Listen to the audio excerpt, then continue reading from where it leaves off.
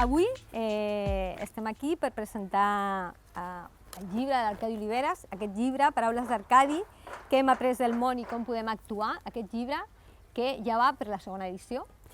Aquest llibre que ha publicat Angle Editorial i tenim molta sort de que l'Arcadi i la Mar i l'editorial i Angle Editorial decidissin posar-se amb aquest llibre i fer aquest llibre. No deu ser casualitat i s'han alineat totes les energies, tots els dioses amorosos, tot s'ha alineat perquè avui podem estar aquí parlant una mica d'aquest llibre i poder fer aquesta presentació i afegir-nos així, d'aquesta manera humil, a l'onada d'agraïment i d'estima que estem vivint aquests dies cap a la persona de l'Arcadi Oliveres, que està aquí. Llavors, òbviament no dic res especial si dic que per molts i moltes persones d'aquest país l'Arcadi és un referent, ho ha estat durant molts anys, i és un referent perquè combina i ha combinat amb molta perseverància sempre la seva tasca intel·lectual i la seva tasca com a professor amb la seva militància i el seu activisme. En aquest sentit ha estat un model per moltes i diferents generacions d'activistes d'aquest país. La seva biografia, òbviament, són les seves lluites i són les seves paraules que estan recollides avui en aquest llibre.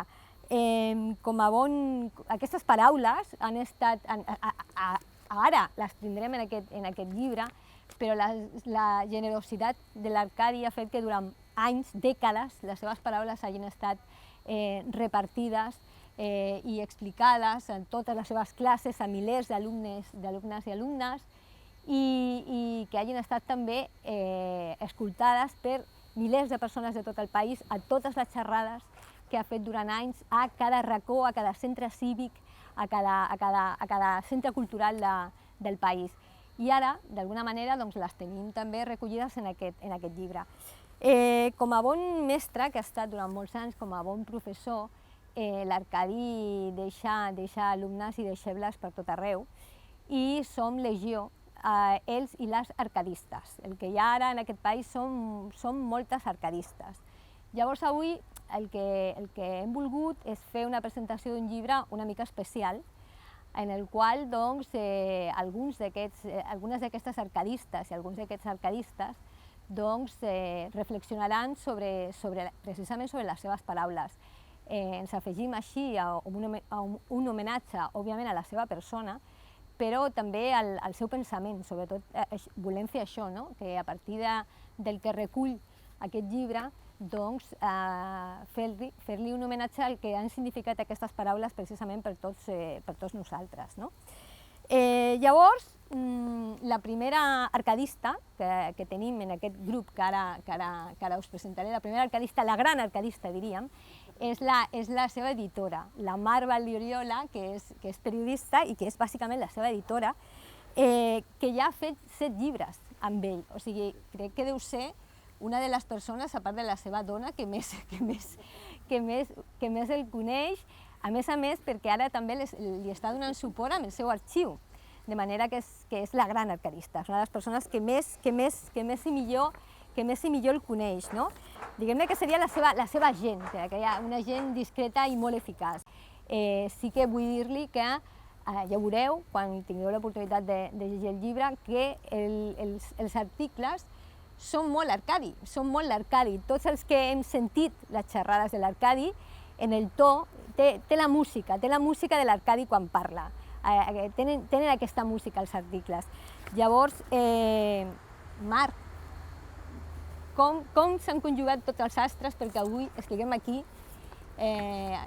Quina va ser la idea d'aquest 7è llibre que has fet amb l'Arcadi? Gràcies, Montse, per la presentació. Gràcies a totes les que esteu aquí i a l'editorial també, començo per aquests agraïments. La veritat és que anava a dir que crec que ja és una tradició nostra fer llibres junts, no? Potser també perquè ara quan ho deies, 7 llibres, és veritat, ja hem fet 7 llibres, i perquè tots els llibres que hem fet al llarg del temps amb ells sempre, evidentment, han versat sobre el seu discurs i les seves paraules, que sabem que és la seva lluita, que és la seva vida, i d'aquí que ens conformen tots els arcadistes, però d'alguna manera hem anat com actualitzant aquest discurs a mesura que anaven passant també alguns esdeveniments, quan hi va haver el 15M, també, de fet, també vam fer un llibre de converses amb la Itziar i amb l'Arcadi, i aquest últim el que volíem una mica era tornar a agafar tots aquests conceptes que sempre han acompanyat l'Arcadi i que per tant sempre ens han acompanyat i guiat en aquesta manera d'estar al món i de prendre partit i de com lluitem, veure a on estàvem i obrir també com una finestra cap a aquest futur també d'esperança que ell sempre diu, perquè l'Arcadi, com sabem, és un home que denuncia les desigualtats i tots els conflictes que hi ha, però també és un home de proposta, sempre ens fa moltes propostes per tenir en compte. I una mica la idea era veure en quin moment ens trobàvem, d'aquí el subtítol de què hem après del món i com podem actuar, i sobretot que deixàvem una mica les generacions futures. Ell últimament moltes de les xerrades les ha fet a escola i per això també una mica el pròleg, que és una conversa real que vam tenir amb els seus nets, amb el Pol i el Marc, una tarda del mes d'octubre de 2019, que va ser quan vam començar aquest projecte. Doncs per això són també una mica els protagonistes, no? De dir quin és el llegat que ens queda d'ell, reflexionant un cop més amb totes aquestes paraules que ens han acompanyat, que seria com tot el seu ideari, i quines finestres obrim per anar continuant buscant aquesta justícia social, aquesta vida digna i aquest món una mica més humà i més amable que intentem buscar, crec, entre totes. I una mica és això el que vam plantejar. Doncs molt bé, moltes gràcies, Marc. Tal com ha mencionat ja Marc, Itziar, està amb nosaltres també avui l'Itziar González, l'arquitecte Itziar González, que ja ha dit, van fer ja un llibre, tots tres ja van fer un llibre que es deia La força per canviar les coses, on parlaven molt de política, en aquell llibre. O sigui, que Itziar també sap molt bé com pensa, no? També l'Arcadi sobre política. El llibre parla molt de poders fàctics, del simulacre. Fàstics, sí. D'una mica la democràcia fake que tenim, una mica, el simulacre de democràcia, diu ell, no? Com a bon constructor de pau, parla de moltes coses, parla de les seves aliances d'espectre ampli, en quina mena de propostes polítiques hi creu ell, i sobretot parla de la història política d'aquest país, perquè des de les lluites antifranquistes, el referèndum de la OTAN, fins el 15M, Seattle, va estar Seattle, el 15M, tot el que ha passat en l'última època, fins el procés, la seva opinió sobre com va anar tot, o sigui, parla moltíssim de política. Què creus tu, Itziar, que coneixes molt aquesta vessant seva, què significa aquestes paraules, aquest pensament seu, què ens ha portat, no? Què ens ha portat en aquest país i a totes nosaltres? Bueno, doncs agafo el relleu, no? En aquesta conxorxa arcadista. Mireu a mi, bueno, gràcies Marc, gràcies Arcadi, gràcies a l'editorial, gràcies als que heu ajudat a coincidir avui aquí. Jo el que voldria dir en primer lloc, i per contestar-te, és que el llibre de l'Arcadi es diu Paraules d'Arcadis, no? I Paraules d'Arcadi és un llibre clar, és un llibre molt clar, com tot el pensament i l'expressió de l'Arcadi, no? És un llibre que t'arriba no fent-te creure, sinó ajudant-te a reflexionar i a ser crític. Per tant, et posa la llavor de l'esperit crític. I sobretot et posa la llavor de que escoltis, perquè ell comença a parlar de tot a partir del que li han explicat. O sigui, és molt bonic com quan comença a parlar de democràcia i les seves primeres vivències, com explica que ve de la veu i de la mà dels seus mestres, no? I no només això, sinó uns mestres que curiosament organitzen conferències i xerrades. Que curiós, no? Que l'Arcadi hagi estat sempre, ja a la Caputxinada i després, sempre dins de situacions que desborden i que fan escola, i que són xerrades, conferències, activitat, fins al 15M a les places, no? O sigui que és molt interessant veure amb tot el llibre que allò primer que viu, aquell primer intuïció de llibertat quan ets un infant en dictadura, quan ell la va entrellocant, quan la va veient, no? És de la mà de persones exemplars, no? I jo crec que d'alguna manera ell arriba sense adonar-se'n a dir jo faré com ells, no? És a dir, si hi ha algú que m'ha enriquit així, doncs això és una cadena, és una cooperació en el temps, i jo crec que la perseverança de l'Arcadi, la seva perseverança, la seva esperança, és perquè ell és una peça més d'una cadena infinita. I quan algú té la sort de saber-se una peça petita d'una cadena infinita, doncs mai es cansa i sempre està amb aquesta actitud humil, però gens de falsa humilitat, sinó de senzillesa, no? Els arcadians, els del món grec, eren pastors, però Arcas era fill d'una ossa, no? Parlant a nivell simbòlic. Per tant, els arcadians no eren guerrers, eren pastors. No? Vull dir que, curiosament, fins i tot el nom Arcadi, no sé si mai ho havies pensat, però tens el nom d'un dissident que venint d'una estirp guerrera, doncs eren pastors. No? Vull dir que alguna cosa d'això deu influir. I aleshores, per acabar, jo volia parlar efectivament de democràcia, de política, de populisme, dels moviments socials, perquè és una mica el que hem compartit i en el nostre llibre vam parlar molt, però no podia deixar de fer avui un petit homenatge a l'editora i per explicar també la claredat i el secret de l'Arcadi, que ara compartiré per tots vosaltres, que és aquest petit dibuix que he fet a mitjanit. Sí,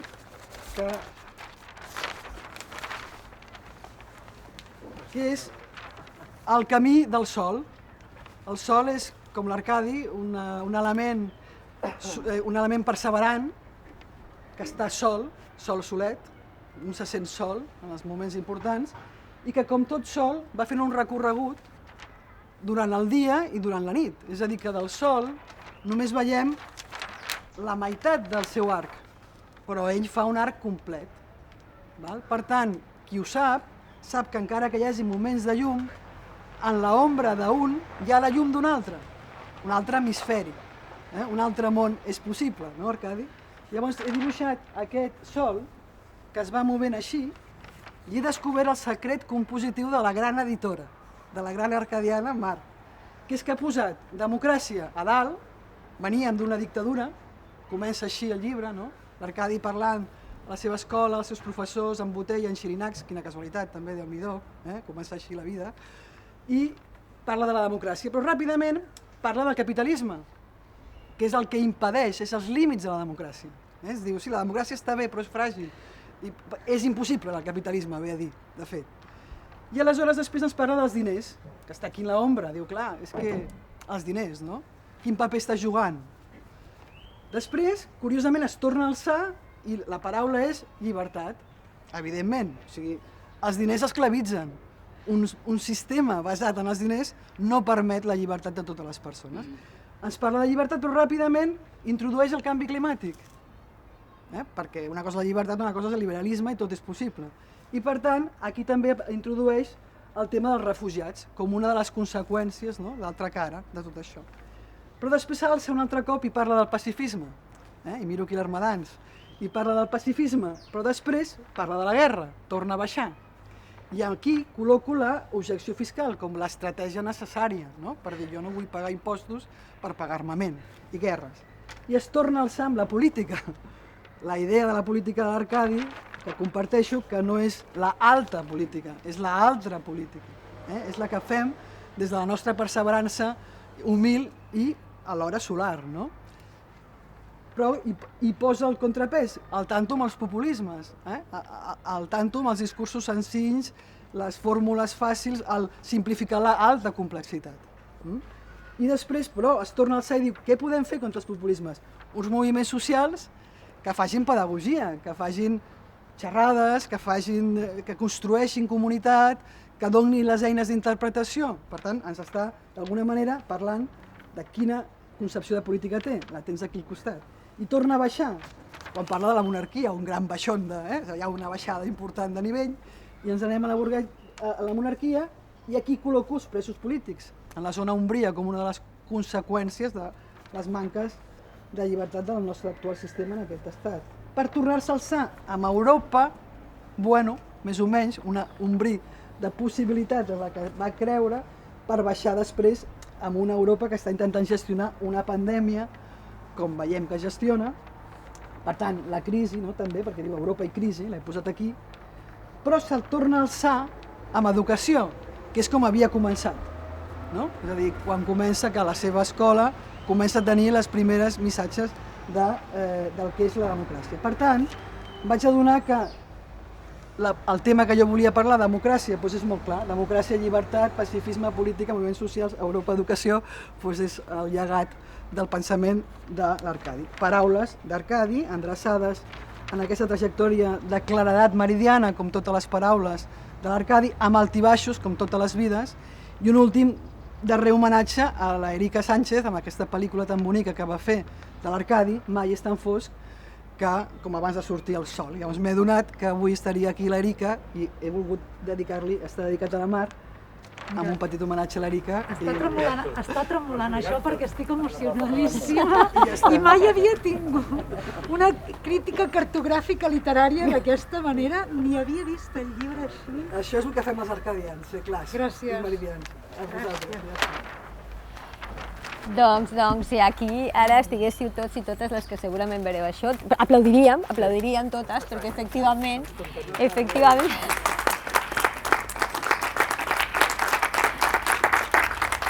perquè és una explicació increïble. Jo, de fet, ara ja li demano la tercera, la quarta, la cinquena edició, incloure aquesta visió de l'Itziar sobre l'estructura del llibre, perquè realment és molt encertada.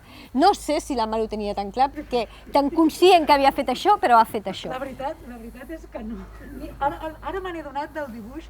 Em sembla que abans, no sé si era avui mateix o ahir que et deia, jo em considero una teixidora, que vaig teixint també les paraules, el discurs és seu i jo teixeixo, però ella com a bona cartògrafa que ha sabut dibuixar, com fa cartografies de la revolta, doncs ara fa cartografies de les paraules d'Arcadi. Jo no havia pensat aquesta estructura de cap manera. I ens has fet sortir aquest sol. Sí, el sol. I a més aquest teixit, perquè el sol va cosint, no? La nit i el dia és el sol, i per tant és realment una...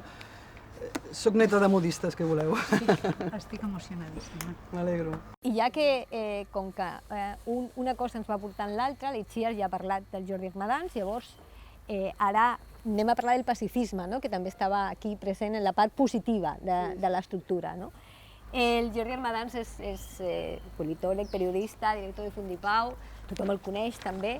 Jo diria que el Jordi també és una de les persones en aquesta clau, no? De l'educació que parlava l'Itziar, no? En aquesta clau pedagògica de l'Arcadi, doncs jo crec que el Jordi també és molt bon deixeble d'ell, no? Perquè també fa moltes xerrades, però últimament també perquè és la veu pacífica i el seny pacifista a les xarxes socials. L'única persona que fa tuits quan tot està polaritzat, que fa els tuits que diu, calma, i explica les coses d'aquesta manera, no? Tranquil·la, pedagògica i pacifista, sovint és el Jordi. L'Arcadi diu al llibre, òbviament, és obvi en tota la seva trajectòria, que la guerra és un dels seus maldecaps. De fet, un dels adjectius que més crec que surt en el llibre, a part de criminal, és absurd, i parla de la despesa militar absurda, de la guerra absurda.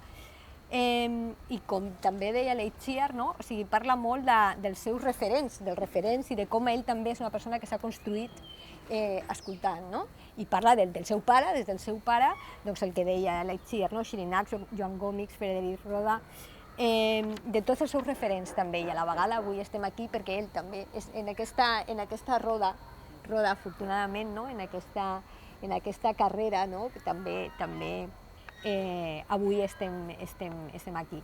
Què creus tu, Jordi, que totes aquestes paraules, les paraules de sempre, les paraules recollides en aquest llibre, parla molt, òbviament explica la història del moviment per la pau, l'origen del moviment per la pau a Catalunya. Quin paper han jugat les seves paraules en aquesta història, en aquest moviment per la pau en aquest país? Molt agraït d'estar aquí entre gent bonica, amb l'Arcadi, parlant sobre coses que ens interessen, a casa de l'Arcadi i la Janine, vull dir que realment és un moment meravellós i per tant molt agraït de poder estar aquí. La veritat és que abans ho pensava, quan era molt adolescent, molt jovenet, segurament dues o tres coses que recordo molt, per tant em devien marcar bastant. Va ser una mostra de cinema i una xerrada que l'Alfons Banda va fer amb vídeos del Canadà, uns vídeos didàctics molt interessants i molt xulos, que en aquell moment no es trobaven fàcilment, ara tot es troba per internet, però en aquell moment no. Per tant, per mi va ser com un impacte, i hòstia, aquests vídeos són realment molt interessants per fer pedagogia per la pau i contra la guerra. I una altra cosa que també la recordo molt clarament és en una de les primeres edicions, la primera o la segona, no ho recordo bé, de la Universitat de Sant Cugat, que jo hi vaig anar, i una de les coses que recordo més és una xerrada a l'Arcadi, aquesta cosa, aquest patrimoni col·lectiu que tenim en aquest país, les xerrades d'Arcadi, doncs jo en vaig veure una en aquell moment, i em va agradar molt perquè les inquietuds que jo tenia, potser l'Arcadi va posar informació, dades, no? Una aportació tècnica que en aquell moment no era fàcil de trobar des d'aquest punt de vista crític, no era una cosa assequible. I aquesta informació en el fons és fonamental, no? És a dir, qualsevol moviment i el moviment per la pau, sense informació, sense compartir aquesta informació, és molt difícil que pugui fer aixecar consciències, no? L'Arcadi repeteix molt al llibre la necessària educació, i és cert que a vegades sense algunes informacions la gent no és prou conscient i no ens revoltem prou, no? Sempre podrem recordar, com per exemple la campanya contra les mines, que va ser un dels primers èxits que va tenir el moviment per la pau i el desarmament a nivell global. En el fons vam veure això, vam veure que molta gent quan descobria que hi havia aquest tipus d'armament que provocava els desastres humanitaris que provocava, que es feien models pensats específicament perquè els agafessin nens, els explotessin els nens, etc. Tota aquesta perversitat, quan es va donar a conèixer, hi havia gent que no participava del moviment, ni que era crítica ni res, que la seva reacció era dir, això és una barbaritat, això no es pot tolerar, no?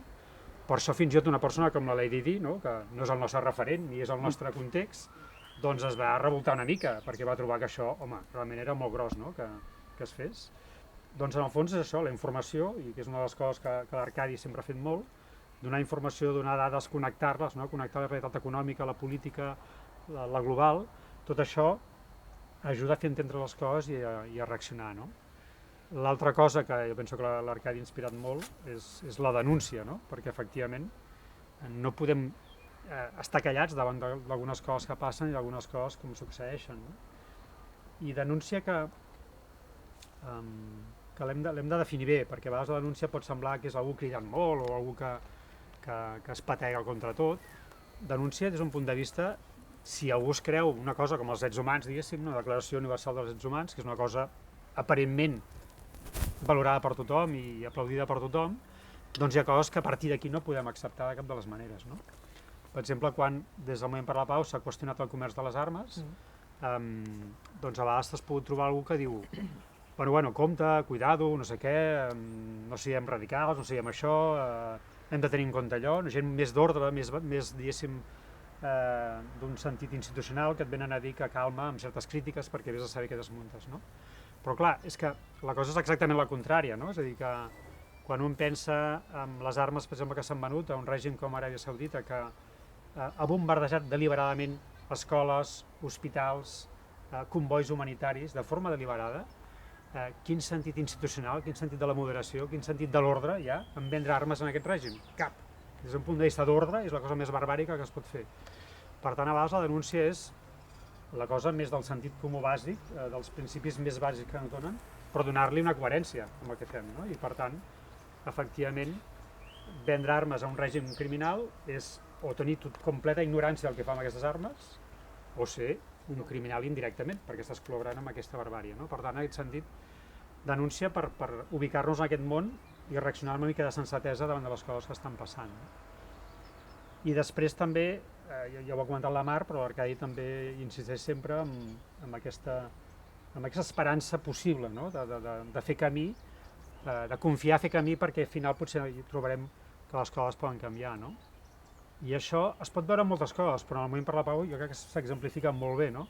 L'Arcadi en el llibre parla del C3A, no? La campanya contra el comerç de les armes, més o menys als mitjans 80, finals dels 80, que jo diria que més de 10 persones en el nucli inicial no crec que hi fossin, i probablement, si en aquell moment, no, als anys 80, mitjans dels 80, preguntéssim quanta gent a Catalunya i a l'Estat coneix bé el tema del comerç de les armes amb dades que en aquell moment no eren trobables perquè era secret radical i no hi havia cap mena d'informació crítica sobre això.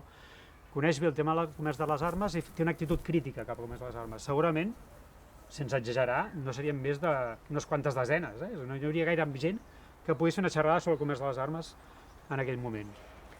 Bé, doncs ara si mirem ara què ha passat amb el comerç de les armes, podríem fer un diagnòstic duríssim sobre el comerç d'armes, les problemàtiques, els negocis que hi ha al darrere, la irresponsabilitat política, els impactes en les persones i els pobles. Això, és a dir, la foto negativa és enorme, però els avenços que s'han fet són enormes també, no? Perquè de ser unes desenes de persones que coneixien això, ara ja, segurament si féssim una enquesta, segurament una part molt important de la població diria que no accepta que el comerç de les armes no tingui cap mena de control ni cap mena de vigilància, d'un moment en el qual no hi havia cap periodista que fes anàlisi pròpia sobre el tema del comerç d'armes. En trobem ara que hi ha moltíssims mitjans de comunicació que fan notícies sobre aquest tema. De cap polític que era sensible a això, doncs ara en trobem bastants que tenen sensibilitat sobre això, o com a mínim tenen una mica de consciència crítica. Per tant, hem anat veient canvis significatius, no? I fins i tot amb totes les limitacions, la llei espanyola de comerç d'armes, el Tractat Mundial sobre el Comerç d'Armes, són coses que sense aquesta sensibilització i aquesta mobilització no existirien de cap de les maneres, no? Per tant, els reptes són enormes, les dificultats són enormes, però és cert que aquesta esperança que fa camí i que es va trobant eines i que va canviant la realitat és absolutament certa, no? I això en aquest sentit, l'únic que ens ha de fer pensar és que el treball, la sensibilització, la mobilització, la incidència, tot això són coses que poden trobar el seu fruit, no? I que es tracta d'anar-ho fent, d'anar-se informant. L'Arcadi també en el llibre, penso, insisteix també, i és important dir-ho, que no es tracta de fer un tuit, a la Montse que parlava dels tuits, no es tracta de fer un tuit, sinó que es tracta realment de tenir una mica de profunditat, i això també ens apel·la personalment a tots, no deixar-nos emportar, sinó dedicar un temps a la reflexió, a l'anàlisi, al debat, al diàleg, i a partir d'aquesta formació compartir-la, posar-la en comú i ser motor de canvi, no? I a partir d'aquí, si hem vist alguns canvis en aquests anys, doncs més en podem veure si continuem, no? I hi ha més gent que s'impliqui. Per tant, en aquest sentit, informació, denúncia i la possibilitat de canvi a través de l'esperança activa, no? Doncs és veritat que l'Arcadi carrega molt contra les xarxes socials, que sí que és un tema que el preocupa i que en parla repetidament. Però no crec que a ell li agraden els teus tuits, segur, estic segura. I parlem d'un altre arcadista, un altre gran arcadista, la Yolanda Fresnillo. La Yolanda Fresnillo, sociòloga, investigadora, també molt coneguda de tothom. La Yolanda és també molt bona deixeble seva, perquè és sociòloga que sempre diu no soc economista, però és la no economista que millor explica l'economia que els economistes. Llavors, en aquest llibre, òbviament com a economista que és l'Arcadi, es parla molt d'economia, es parla de capitalisme, es parla molt de diners i de tots els mals que venen associats, no? Ell, òbviament, ho diu i ho repeteix, cal abolir el capitalisme, les operacions de borsa són criminals, cal nacionalitzar la banca. Llavors, clar, el que és obligat és preguntar-li a una no economista que explica l'economia què significa per investigadores com tu, per moviments com els que tu has estat implicada, trobar un referent, un economista anticapitalista, una rara avis. Què ha significat això, què ha suposat això, una mica la línia també del que deia el Jordi, no? O sigui, la paraula apropiada al moment just, en el moment en què tu estàs obrint els ulls, que sembla que tens inquietuds però no saps ben bé, i llavors arribes i trobes a l'Arcadi dient cal abolir el capitalisme. Llavors, què ha significat això? Significa poder prendre el vol. Jo crec que, i jo participant del moviment contra el deute extern, que és un dels temes que parla en el llibre, per nosaltres poder tenir referents com l'Arcadi, persones com l'Arcadi, que d'alguna manera, ho deia abans el Jordi, el que posa és sentit comú. És a dir, té les dades, té l'anàlisi, té aquesta profunditat i aquesta lectura també més global, però al final, quan t'explica les coses, són qüestions de sentit comú que et convencen ràpid, no? Com un activista de base que dius, és això, no? I l'Arcadi, no sol, perquè totes aquestes coses no les fa sol l'Arcadi, no és un superhome, és bastant super, però sempre acompanyat, no? Però l'Arcadi amb Justícia i Pau i altres entitats van començar a posar el focus en el tema del deute extern a finals dels 90, no? Ja amb el 07 abans, diguem, s'havia posat, però la campanya, diguem, explícita sobre el deute comença això, cap a finals dels 90. No? I en aquell moment, uns quants joves una mica embogits vam dir, vam fer una consulta sobre el deute i vam anar a buscar l'Arcadi. No? I abans el Jordi ho deia, en pacifisme hi havia un grapat de persones que podien aportar-te dades sobre la venda d'armament. En deute, nosaltres teníem l'Arcadi Oliveres, jo recordo la Gemma Charles donant xerrades i el Jaime Atienza a Madrid. I poc més, no? I en aquell moment, com que a més l'Arcadi com fa aquestes explicacions fàcils, també t'anima, diguem, a prendre el lloc, a prendre la paraula, no? No només són les paraules d'Arcadi, són les paraules que aprenem tots i totes. I recordo perfectament, enmig de la campanya contra el deute extern de l'any 2000, que li vam demanar a l'Arcadi, Arcadi, fes-nos una classe de com fer xerrades, no? Per no haver-te d'explotar.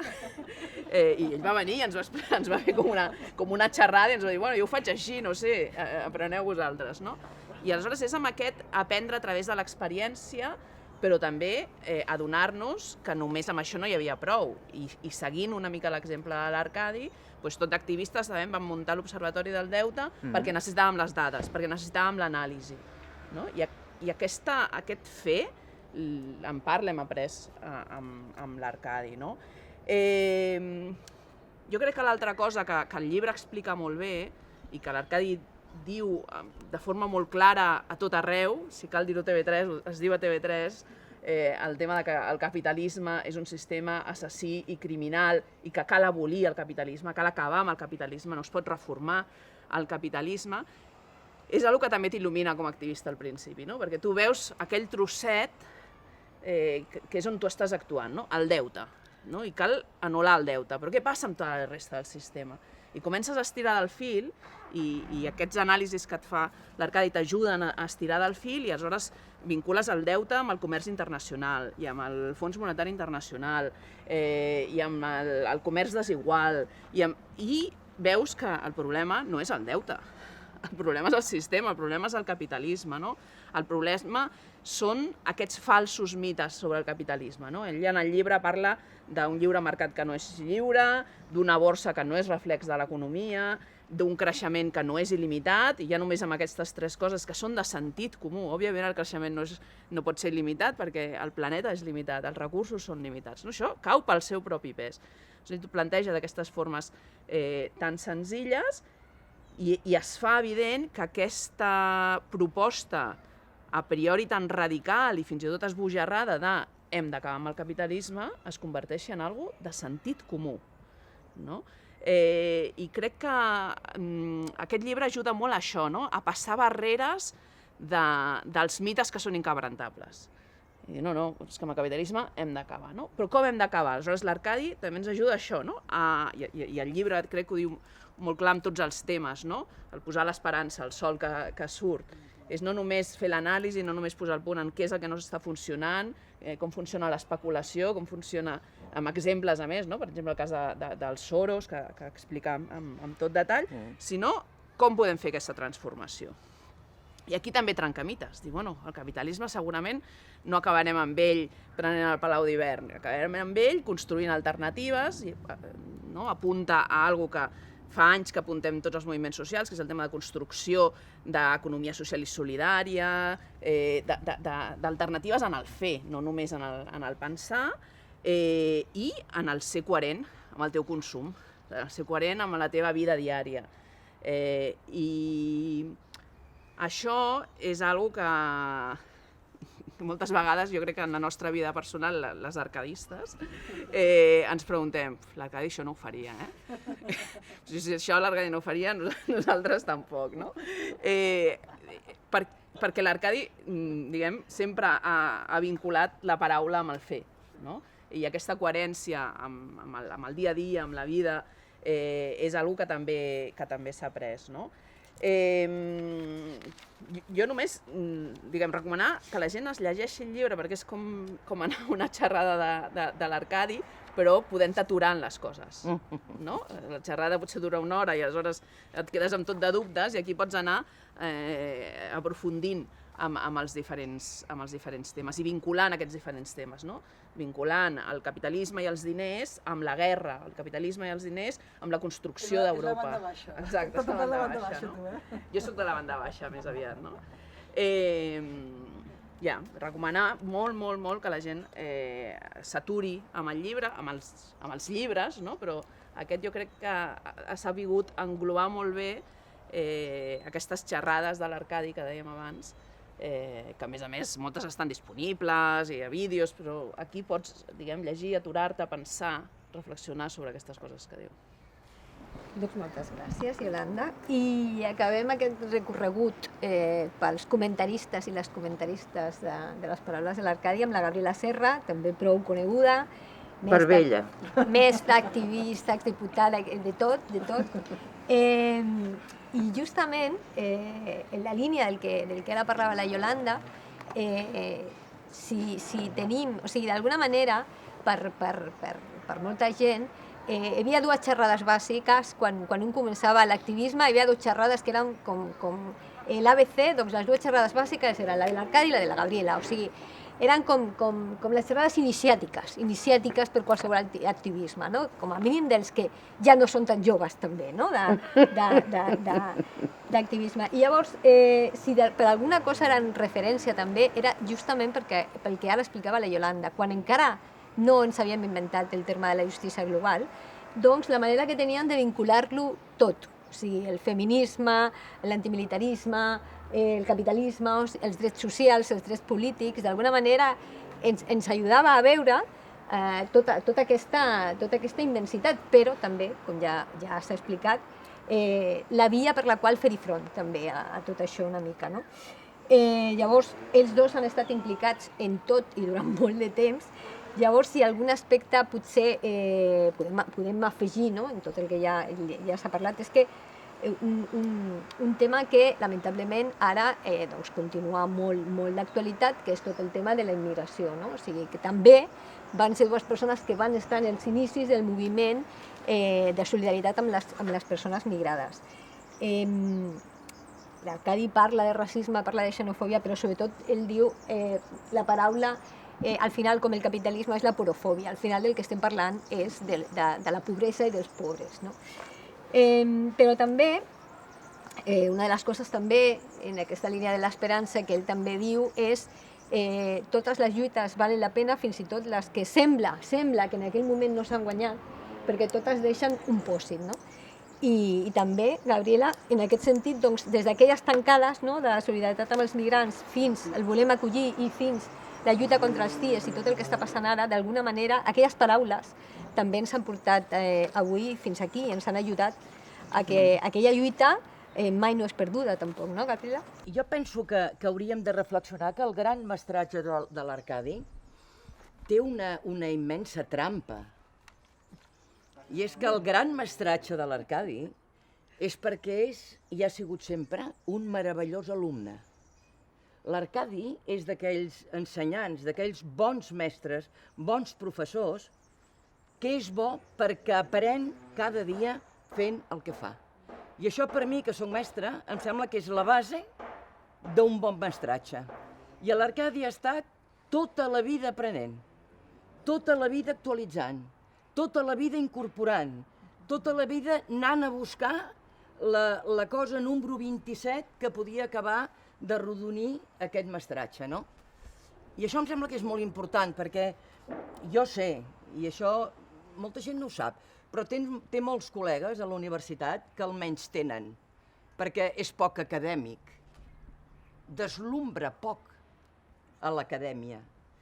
Clar, perquè un bon mestre, una bona mestra, el que vol no és enlluernar l'alumnat, sinó que l'alumnat l'entengui, que aprengui, no que quedi enlluernat per la fraseologia, per la terminologia. No, que aprengui i que li sigui útil. Que li sigui útil. I aquest és el mestratge de l'Arcadi, no? Jo l'he viscut molt de prop perquè si algun dia comptéssim els quilòmetres, possiblement la Janine, que esperava sempre, pobre, ho sabrà, els quilòmetres que ens hem fet amb cotxe amb l'Arcadi per tot el territori han sigut molts. I cada viatge era una sessió d'aprenentatge, d'intercanvi d'impressions i d'intercanvi de tot. I vull dir una altra cosa. Fixeu-vos on arriba, fixem-nos on arriba el mestratge de l'Arcadi, d'aquest mestratge que es basa en l'aprendre cada dia, que en el seu llibre és capaç de tenir una enorme grandesa de dir em vaig equivocar quan vaig votar a favor de la Constitució. Uau! El mestre ens diu aquella vegada em vaig equivocar, perquè d'allò, d'aquells polvos, estos lodos, en mucha parte. I després ve la monarquia, i després ve el capitalisme, i després ve tot això. Però que una persona del seu mestratge sigui capaç d'escriure en un llibre aquella vegada em vaig equivocar, ens dona una altra idea fonamental que jo penso que l'ha acompanyat tota la vida, que és aquesta barreja de mestratge, però d'humilitat, de transparència i de ser capaç, des de la seva grandesa, de dir jo també de tant en tant m'equivoco. Em sembla espectacular això, no?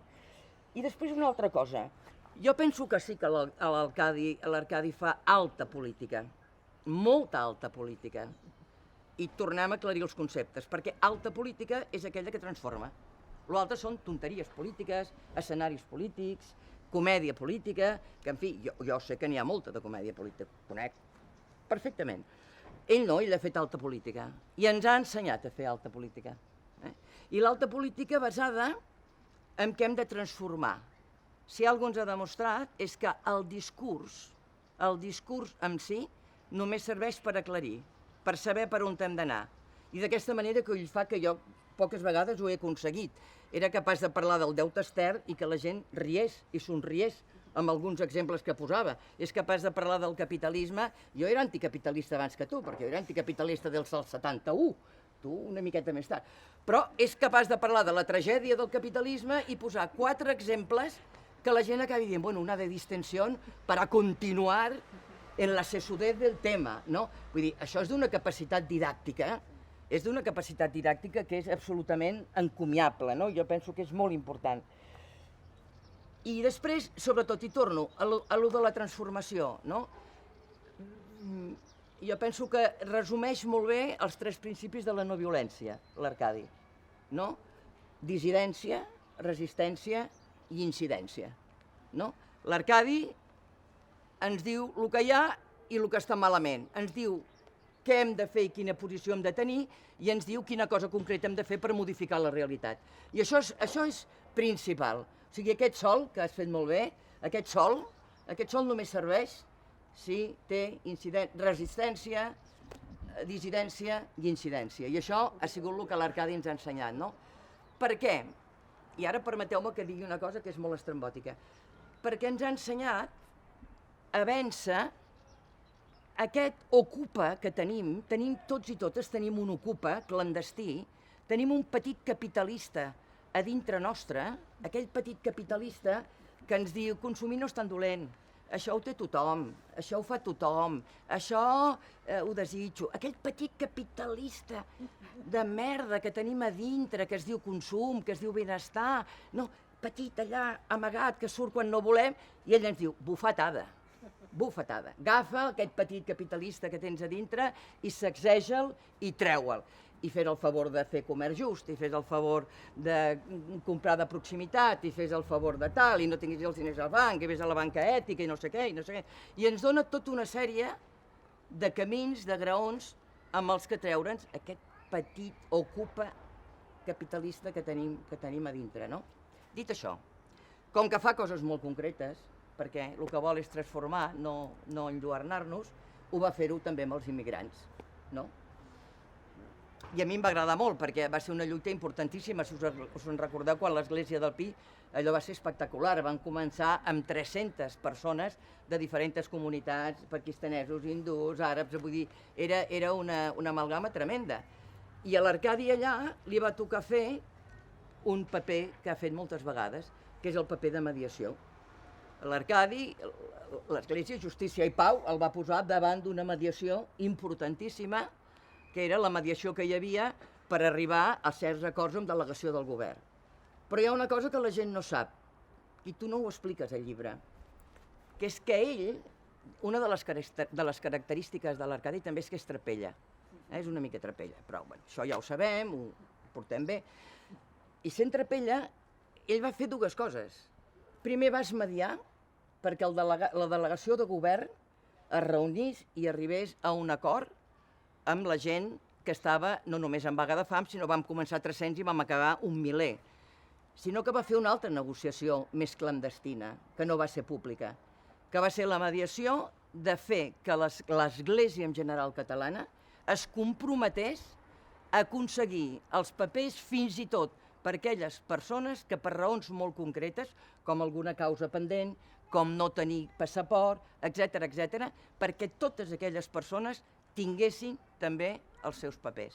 I això, per exemple, va implicar que amb diners que es recollien, molta gent hagués d'anar, els txetxenos, si te'n recordes, havien d'anar a Txetxènia a fer-se el passaport perquè no en tenien. I, per tant, l'Església Progressista del nostre país, que per sort l'hem tinguda i la tenim, va facilitar tot això. Per això ho va fer-ho ell. Ho va aconseguir ell amb aquesta mediació. Per ell es va continuar la tancada de l'Església durant molt de temps, perquè delegació de govern exigia que primer sortíssim i després fer els acords. L'Arcadi va fer costat a l'assemblea de la gent que estàvem allà i va dir no, d'aquí no es mou ningú fins que tinguem els papers. Bueno, doncs jo penso que una experiència preciosa de mediació que ens va acompanyar amb les seves parts clandestines, que són molt bones. La tercera edició ho hem de posar, això. La tercera edició, això s'ha de posar. Clar, perquè no va ser gens fàcil. Perquè anant en nom de justícia i pau i, per tant, en repressió de certa església, com passa moltes vegades, fins i tot haver de lluitar amb alguns... discutir, no direm lluitar, discutir amb un sector mateix de l'església, perquè hi havia alguns, si te'n recordes, alguns capellans que ja estaven una mica cansadets de tenir això de la casa de Déu, que és la casa de tots, de tenir a tots, de tenir-los a tots, sí, massa literalment, no els anava bé. I el que es va plantar i va dir aquí ens quedem fins que calgui, va ser l'Arcadi. Per tant, això és una gran lliçó també. I una cosa per acabar amb lo dels refugiats, que és molt maco i molt divertit, per veure la generositat de la gent. A l'església del Pi hi havia un racó que en deien el Gran Bazar, que és on posàvem totes les mantes, la roba que portava la gent, etc. A lo llarg de tota la tancada, allò va anar millorant gràcies a la gent, allò va anar estenent-se gràcies a la gent, fins que li van canviar el nom. I en lloc del Gran Bazar li van dir el Corte Inglés, que a nosaltres ens sembla molt malament, però era el Corte Inglés perquè la gent portava mantes noves, roba nova, i com que havia pujat la qualitat, els mateixos tancats deien, no, esto no es un bazar, esto parece el Corte Inglés. I se li va dir el Corte Inglés, no? Vull dir, per la generositat de la gent que hi participava. M'he enrotllat. Fantàstic, fantàstic. Doncs ens falta un arcadista que havia d'estar aquí avui, però que no ens pot acompanyar. És el David Fernández, un altre gran arcadista. Llavors, l'Arcadi també al llibre parla molt, ja hem dit, de política, parla de la monarquia, diu coses molt interessants sobre la monarquia, parla de la república que vol veure, de com voldria ell que fos la república, parla de presos polítics, parla de moltes d'aquestes coses i esperem que el David ens expliqui, ens doni també la seva visió sobre aquestes paraules de l'Arcadi. Gràcies, Montse. I m'atreviria a dir que no estic aquí amb vosaltres precisament per una de les coses que l'Arcadi sempre ha denunciat. I no he pogut estar perquè estava a Ginebra visitant l'Anna Gabriel, exiliada política tot just fa 3 anys, des del febrer, i lliga tot en què l'Arcadi per mi té una virtut, que és que qualsevol fet, per petit que sigui o per gran que sigui, a partir d'aquest fet acaba explicant el món. I a mi em toca parlar d'aquesta monarquia corrupta, anacrònica, com bé diu l'Arcadi, en qualsevol lloc del món, però en el cas de l'estat espanyol doblement perversa i hereva i hereditària d'aquella dictadura. L'Arcadi, jo recordo que fa molt de temps, l'any 93, quan ningú parlava de que el rei anava nu, ell ens explicava a les aules de l'Autònoma per què el rei anava nu, i ens recordava com havia sigut aquell 23F, que en veritat, ara que als 40 anys, va començar molt abans, quan els militars van forçar la dimissió de Suárez, i que en veritat va triomfar 5 dies després, quan es va aprovar la LOAPA, la Ley Orgánica de Armonización del Proceso Autonómico. A mi em toca parlar d'una cosa que diu l'Arcadi, que va conèixer que era el top, que era el Tribunal d'Orden Público, i va estar processat i absolt en la caputxinada, i ell ho diu, i crec que ho diu amb un dolor que ha de ser no només profund, sinó jo crec que molt honest, que veure com en aquest país tornem a parlar de repressió, de presos polítics i d'exiliats, és una metàfora molt trista de com la història es repeteix, malgrat que canviïn moltes coses. I a partir de desbudellar aquesta monarquia del pes hereditari, especialment ideològic, d'aquella ideologia en els estaments militars, judicials o policials que avui revivim, ens fa també una cosa que l'Arcadi sempre ens ha ensenyat, als arcadistes de base, que és la crítica i l'autocrítica, i al mateix temps, si no volem la monarquia és perquè volem una república. I més enllà dels grans titulars, l'Arcadi, com sempre, baixa al fons de la qüestió i diu què és una república. República no és només una forma d'estat, república és una cultura política de defensa del bé comú i d'una radical defensa de la igualtat dels pobles i de totes les persones. I això ens va ensenyar l'Arcadi en tants anys ininterromputs dels que som alumnes seus, perquè hem renunciat des del primer dia a catalogar-nos com exalumnes, perquè quan és alumne de l'Arcadi ho és per sempre. I aquestes paraules de l'Arcadi, que avui tenen format de llibre, però que fa molts anys que ens acompanyen i ens ajuden a pensar i a repensar-ho tot. En un moment, ho sabem malauradament, on els represaliats d'aquest procés polític són pràcticament 3.300 persones imputades, on hi ha molts judicis pendents i on ell és conscient, i jo penso que té raó, que l'Estat sap que la monarquia està tocada, que li queda molt poc, que estan fent un tancament de règim per dalt per evitar que s'obri tot el que volem obrir des de baix.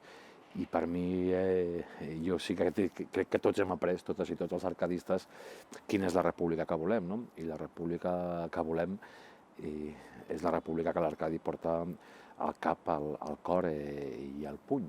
Una república dels iguals que, a més, com ell bé diu, ell es declara independentista, sí, per independentista entenem l'autodeterminació del nostre i de qualsevol poble del món, amb una cosa que per mi és molt important, sempre des de la fraternitat i la solidaritat en la resta dels pobles del món, perquè volem per nosaltres el que volem per qualsevol poble del món. L'Arcadi és, jo diria, que un precursor anticipat. Fa molts anys que ens deia que el rei va nu, ara ja ho sabem, ara sabem que és la dovella del règim i per això hi ha tant immobilisme. I la millor alternativa, crec que ho hem après avui, que ens acompanya la Yolanda, la Gabriela, la Itziar, la Mar, en Jordi Armadans, la Santo i l'Arcadi, doncs que el país que volem és el país de l'Arcadi Oliveres. T'estimem. Ahir, avui i demà. Arcadi, vols dir alguna cosa? Doncs bona tarda a totes i a tots. Miraré de no allargar-me massa, però sí que voldria parlar fonamentalment de 3 coses. Una, primera, estrictament anecdòtica. Ja sabeu que en general sempre m'agradava acompanyar les meves xerrades amb alguna altra anècdota, i una de les expressions de la Gabriela sobre el meu academicisme m'hi porta. Ella diu, i té tota la raó del món, l'Arcadi no és acadèmic, i m'agrada molt. Una vegada vaig intentar ser-ho, precisament arrel de la campanya, la Iolanda ho sap, del deute extern. I se va ocórrer explicar-li a la gent que el deute extern tenia causes exògenes i causes endògenes. Es va aixecar un i diu, què vol dir això d'exògenes i endògenes? Dic, home, diu externes i internes. Diu, doncs digui-ho que s'entén més aviat. I aleshores vaig creure que més valia dir les coses clares i no pas amagar-les. Bé, per tant, jo crec que més val que ens entenguem tots, encara que el llenguatge sigui amb poca floricultura. Segona qüestió, només em diré tres i callo, Segona qüestió, el llibre. El llibre és de la Mar, no és meu. És de l'editorial, no és meu. El llibre és de tots vosaltres i no és meu. Aquest llibre és, per descomptat, una enorme il·lusió per part meva. Aquest llibre, tot és molt bo, però us faria una petita recomanació. Llegiu-ne el pròleg. El pròleg, i deia també d'aquesta senyora, és que no sigui una expressió meva, que sigui expressió dels meus nets.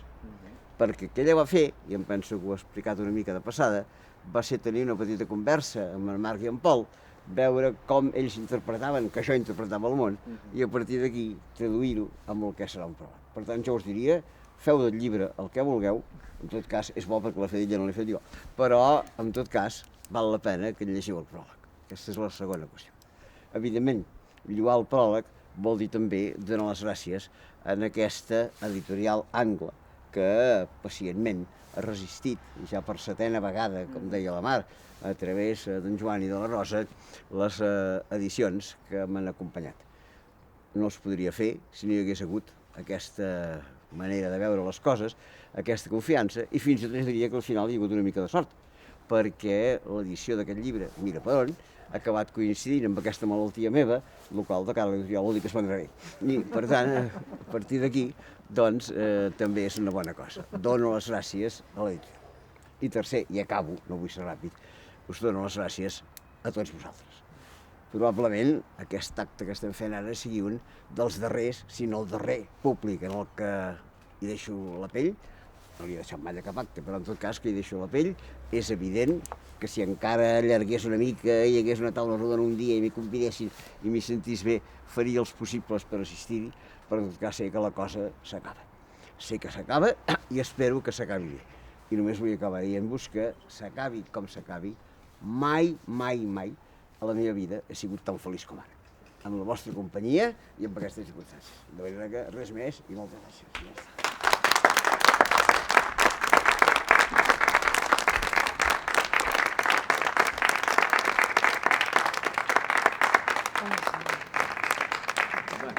No hi ha res més a dir. És un orgull i un orgull enorme poder estar aquí amb el gran mestre i un orgull estar en la gran editora, també, per suposat. Mar, vols tancar? Sí, bueno, ara torno a estar emocionada, ja t'he dit que anava a tancar, sí, tanco. Tanco un altre cop amb agraïments a tots, per l'Arcadi, primer de tot. Montse, gràcies per estar aquí. Gabriela, Iolanda, Jordi, Itziar, però també agrair a tots els que estan a l'altra banda, que fan possible això d'avui. Hi ha la Rosa i el Joan de l'editorial, el Xavi, l'Èrica i el gran amic i company de lluites i de moltes més coses, el Pablo, que fan possible aquesta gravació.